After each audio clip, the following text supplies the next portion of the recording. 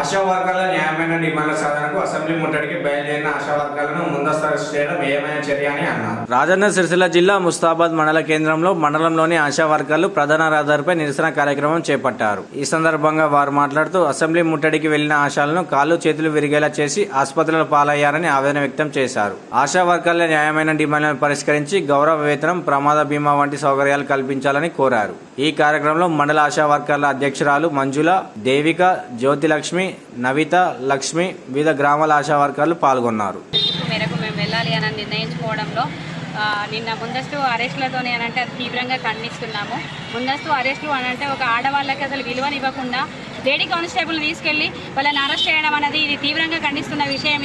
ఇది ఆడవాళ్ళకి ఒక మచ్చ. మేము ఆడవాళ్ళమై ఉండి ఆశా వర్కర్లుగా నౌకరు చేయడం ఇది ఇబ్బందా?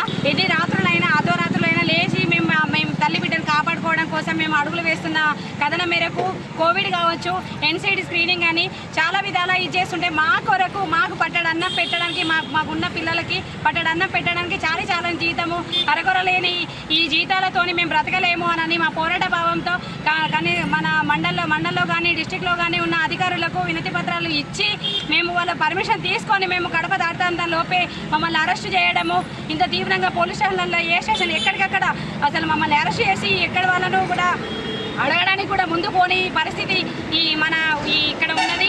ఈ రాజన్న సిరిసిల్ల జిల్లా ఏంటిదంటే అధికారులైనా కానీ ఎవరైనా అసలు ఈ పని పారదోషకం అనేది పని చేస్తేనే పైసలు ఉండే మాకి ఎలాంటి ఒక హెల్త్ సంబంధించిన కార్డ్స్ లేవు, ప్రమాద బీమా సౌకర్యాలు లేవు. చివరికి మేము పోరాడుతూ నౌకరు చేసుకుంటూ కూడా మేము చనిపోతే చివరికి మా బిడ్డలకి దక్కేది ప్రమాద బీమా సౌకర్యం కోసం 10 పైసలు కూడా మా పిల్లల పేరున రాదు. అట్లాంటిది మరి వీళ్ళకి ఎలాంటి అందుబాటులో ఎలాంటి వైద్య సౌకర్యం కానీ ఏది లేదు. ఏది ఇవ్వనప్పుడు ప్రభుత్వం మా మీద కూడా ఇట్లాంటి దౌర్జన్యాన్ని అనేది చోటు చేసుకోవడం అనేది ఇది చాలా తీవ్రంగా ఖండిస్తున్నాం. మేము చాలా మంది ఆశా వర్కర్స్ మా భర్తలకు మా పిల్లలకు మేము చెప్పుకొని మేము అసెంబ్లీ ముట్టడి ఉంది, మేము వెళ్తున్నామని చెప్పేసి మీరు దొరకబడతారు, ఇక్కడ ఇచ్చేస్తారు, అక్కడ అచ్చేస్తారు అని చెప్పేసి అర్ధరాత్రులు కూడా పోరాట భావంతో వెళ్ళిన ఆశాలను అక్కడ కాళ్ళు చేతులు విరిగే విధంగా దౌర్జన్యం చేసి అక్కడ నిమ్స్లో, యశోదలో అక్కడక్కడ ఉన్న కన్సల్టింగ్ హాస్పిటళ్లలో వాళ్ళని వదిలేశారు. ఇప్పుడు ప్రభుత్వం గుండె మీద చేసుకొని చెప్పాలి.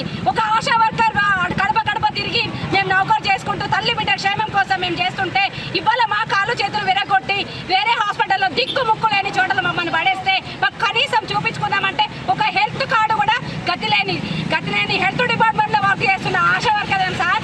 ఏదైనా ఉంటే గవర్నమెంట్ చిత్తశుద్ధితోని మాకంటూ ఈ పెరిగిన ధరలకు అనుగుణంగా ఫిక్స్డ్ వేతనం 18,000, హెల్త్ కార్డు, ప్రమాద బీమా సౌకర్యం ఇప్పటికైనా మాకు కనీసంగా ఈ బడ్జెట్ సమావేశాల్లో నిర్ధారణ అనేది చేయాలి. లేదు అంటే ఇంతకు రెట్టింపైన ప్రాణాలు సైతం పొడగొట్టుకున్నా పోతే 10 మంది ఆశాలు పోతారు కావచ్చు, కానీ మిగతా ఆశాల కన్నా అన్నం పెట్టి సచ్చేత సత్తా ఆశా వర్కర్ గుణంలో ఉంది. ఇది చాటు చెప్తామని దీన్ని ఇంకా విజృంభిస్తామని చెప్పేసి ప్రభుత్వాన్ని ఇందు మూలంగా తెలియజేస్తున్నారు.